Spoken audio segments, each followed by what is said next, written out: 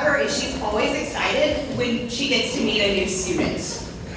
She makes everyone feel welcomed and loved and wanted.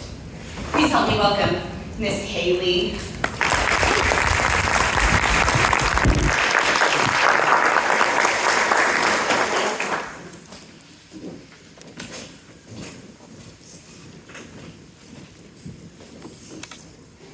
I'm sad, and school made me even more sad. I was the generic fat girl, and I got stereotyped for it a lot. People would say things like, "Hey, human vacuum, do you want the rest of my food?" This made me want to starve myself and do unsafe things to lose weight.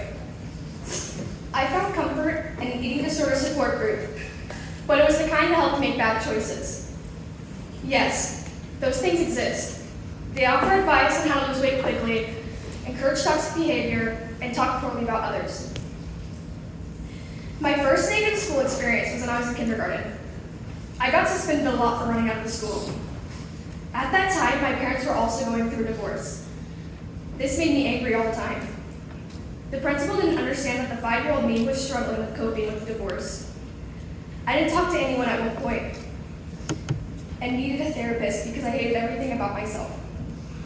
Think about the 5-year-olds in your building. Would you ever predict someone that young could hate everything about themselves? Struggling at such a young age and not getting help only creates more challenges. My school life continued to be a struggle. I felt like I didn't fit in. Teachers didn't care, and I was left to figure things out on my own. At the end of 6th grade, we had a substitute bus driver. It was the last day. Of course, everyone was excited, hyper, and a little out of control. The driver told us to settle down a lot. Of course, he didn't listen. Suddenly, the bus stopped. She grabbed my arm tight and roughly took me off the bus, blocks away from my house, and yelled at me. I had only been sitting there listening to music. The kids on the bus were terrified and started yelling at her, crying.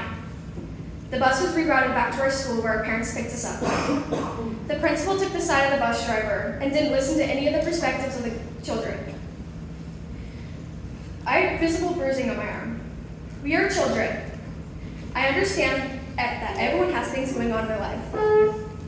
But what else could have been expected? Children get excited for the last day of school. If you're struggling with regulating yourself, there are many tools out there to help you. There is no reason to physically harm or cause fear. In 7th grade, I switched schools. It wasn't easier. Instead, it was actually harder. I learned about ways to harm my skin and leave permanent scars. Each scar tells its own story. I don't see them as a negative anymore. I see them as a battle I won. I never saw a future for myself, and I followed the wrong people in 8th grade. I wanted to fit in just like all the other middle schoolers. We just wanted to belong. I got caught with contraband at school that I knew very well shouldn't have been there. That mistake could have permanently created a name for me because of one little piece of paper that would label me as a bad kid.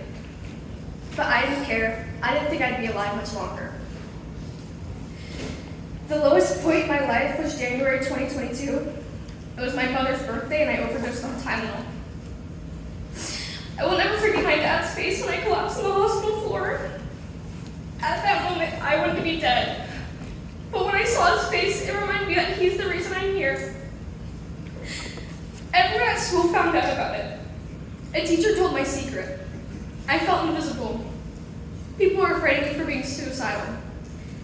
People avoided me and said hateful things, making me feel more alone when I really needed someone. Teachers showed me pity when I wanted them to treat me like I was a human instead of a hazard. I'm not a ticking time bomb, I'm a teenager. When I started school in 11th grade, I started spiraling. The harm became angrier and bigger.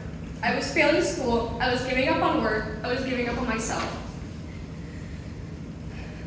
I went to the mental hospital after asking for help after being in a cult on a social media app that encouraged girls like me to ruin themselves by threats, money, or doxing. If you're not familiar with the word doxing, it's where people spread your information. Most times afterwards, your house will get swatted or your family will be in danger. My parents were terrified because they thought it was okay. In the span of less than 2 months, I was hospitalized twice and almost sent to a long-term care facility. Please make sure you check up on the people you care about. Sometimes we keep silent until we can't anymore. And if you're struggling, to tell anyone anything, remember you are loved, you are safe, and there is someone who will always listen.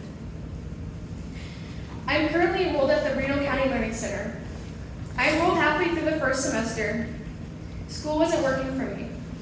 Walking in to meet Megan and Kinsey, I expected chaos. I had a picture in my head of everyone being a criminal, a thug, a bad influence. But that wasn't true at all. When I walked into the room for the first time, I saw a huge difference in kind of people that are here. We all have a story. I instantly felt accepted, and everyone was kind to me. The room is colorful and the vibe is happy. Megan and Kinsey are nice and make you feel like you belong there.